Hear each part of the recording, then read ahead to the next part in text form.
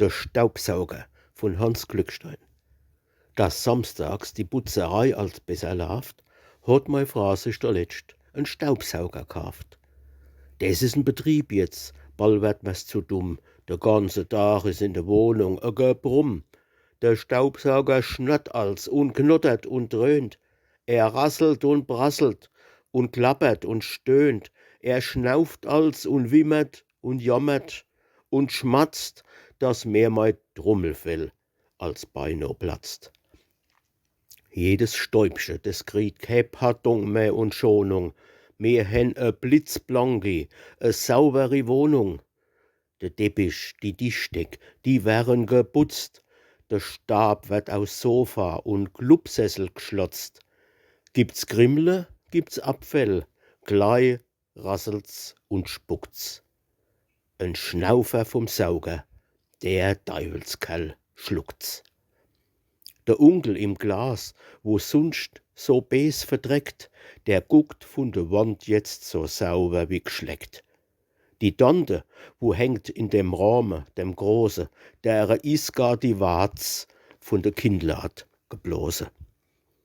Die Fensterbänk, wo sich verewigt die Spatze, der Goethe aus Gips und die Rosshaar-Matratze, das Klavier und die Vorhäng, die Deck, die Tapet, putzt sauber mei Frau mit dem Luftsaugmagnet. Mehr hen kein Flöh mehr, kein Kever, kein Wanze, kein Schnoge, ein Druck und der Sauger geht anse. Mei Frau macht mit Geschirrspiele sich nimmer krank, der Sauger schlorpst alles im Nu wieder blank. Und wann auch der Sauger als dunnert und dröhnt, durch manches da bin ich doch mit ihm versöhnt. Ich denk mir als mit innerlich fröhlichem Schmunzle, der muss man mal glätte, die Falte und runzle. Und kätzlich, da komm ich nimmer ganz bequem die Treppe ruf, vom Weihabend spät nachts mal heim. Da kommt gleich mei Frau auf de Gang rausgerennt und hat jo den Stabfresser fest in de Händ. Da hab ich bloß gestottert, jetzt geh mir na los, verschon mich heut Nacht mit dem dumme Geblos.